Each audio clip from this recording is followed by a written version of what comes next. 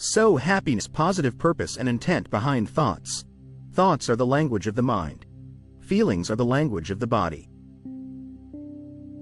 Emotions are our friends. All your thoughts, feelings, emotions, and behaviors are there to serve or help you on some level. They prompt you to act and make important decisions with the positive intent of ensuring your survival. You will see how reconciling with this fact will help you have a happier, healthier, and more successful life. Emotions can be defined as positive or negative experiences that are associated with a particular pattern of physiological activity. They produce different physiological, behavioral, and cognitive changes. The original role of emotions was to motivate adaptive behaviors that, in the past, would have contributed to the survival of humans. Emotions are responses to significant internal and external events.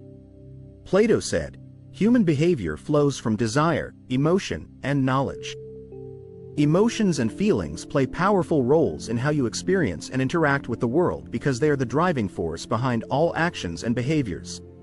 Emotions originally played a role in helping to ensure survival of our species by producing quick reactions to threat. Emotional responses occur in the subcortical regions of the brain, the amygdala, which is controlled by the subconscious. According to neuroscientist Candace Pert, emotions are chemicals released in response to your interpretation of a specific trigger, 1997. The amygdala plays a role in emotional excitement and regulates the release of neurotransmitters essential for memory consolidation, which is why emotional memories that are imprinted in the subconscious are stronger and longer lasting. Emotions precede feelings. Emotions are experienced in the mind. Feelings are physical and felt in the body. They are instinctive. Because feelings are physical, they can be measured objectively by blood flow, brain activity, facial micro-expressions, and body language. Feelings are a mental construct of what is going on in your body when you have an emotion. They are a byproduct of your brain perceiving and assigning subjective meaning to the emotion. Feelings are experienced following an emotion and involve cognitive input, usually subconsciously, which cannot be measured accurately. Feelings originate in the neocortical regions of the brain and are reactions to emotions. They are subjective and influenced by your personal perceptions, experiences, beliefs, and memories. Feelings are often fueled by a mix of emotions and last longer than emotions. Your feelings are ignited by your emotions and shaped by your thoughts, memories, and images that have become subconsciously linked with that specific emotion. For example, just thinking about something frightening can trigger an emotional fear response. While individual emotions are temporary, the feelings they evoke may persist and grow over a lifetime. Because the main goal of your subconscious is survival, emotions serve a vital role. Sadness, for instance, is an emotion that serves as a reminder to you that something or someone matters or is important to you. It gives your life meaning. It helps you to stay grounded and appreciative of what you value and is usually precluded by grief or a loss. Loss can come in many forms, such as rejection, material, financial, health, companionship, spiritual, stature, etc. Having an emotional response or attachment on some level helps to ensure survival. Emotions help you communicate with others. It is in the vulnerable space of emotional communications that you can connect and show empathy.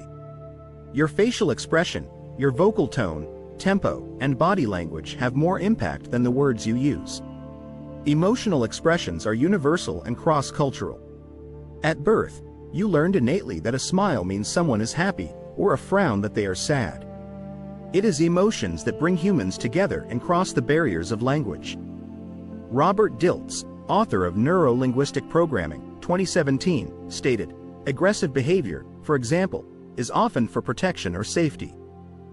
The positive purpose behind anger can be to maintain healthy boundaries or to keep you safe. For example, hatred may have the positive purpose of motivating a person to act or to stay away because of real or perceived danger. The positive intentions behind something like resistance to change could encompass a range of issues, including the desire to acknowledge, honor, or respect the past, the need to protect oneself by staying with the familiar, and the attempt to hold on to the positive things one has had in the past, and so on. All emotions stem from love or fear. When operating from a place of fear, the dominant emotions are sadness, anger, resentment, anxiety, etc. Learning, understanding, and embracing the fact that all your emotions are striving to serve you will help in reconciling with the emotions or feelings. The following is based on Robert Plutchik's 2002 Primary Emotions. The difference between emotions and feelings. Primary emotions. 6 dominant emotions: happiness, sadness, anger, shame, disgust, surprise. Emotion is a noun, whereas feeling is a verb. You feel your emotions, but you may not necessarily emote your feelings. Feelings, accompanied by bodily sensations and can be measured, are triggered by emotions and are shaped by your thoughts, memories, and images that have become subconsciously linked with certain emotions. All feelings and emotions have value.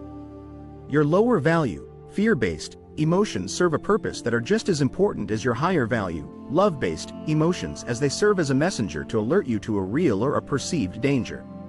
It is important to understand primary and secondary emotions so that you can recognize and acknowledge the positive purpose and intent of the emotion.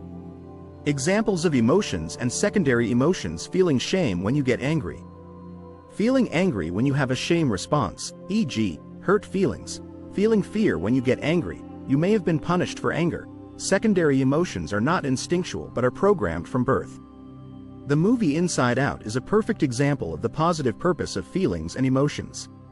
On all levels, this movie shows how feelings and emotions serve a valuable purpose and how core memories are formed and stored in the subconscious mind. The main character, a teenage girl who has just moved from a small Midwest town to San Francisco, is grappling with her feelings and emotions. The movie does an excellent job showing her core emotions as human characters: joy, sadness, fear, anger, and disgust. The characters were attempting to get sadness to stop being sad. As the movie so creatively portrays, all the core emotions and behaviors have good intentions behind them. They are attempting to meet the core needs of the main character. Emotions and feelings work together to help you survive. It is those very emotions and feelings that are the driving force behind all your actions and behaviors. Therefore, it is wise for you to garner knowledge and develop the skills to help understand your emotions so that you grow empowering seeds in the garden of your mind. Principle number 12: emotions come from the subconscious and are not logical. Acorn. When you have a secondary emotion, it is important to familiarize yourself with the primary emotion. This will help you to recognize the positive purpose behind the emotion. Understanding and reconciling with your feelings and emotions is the key to cultivating love and happiness in your life. Wisdom seed.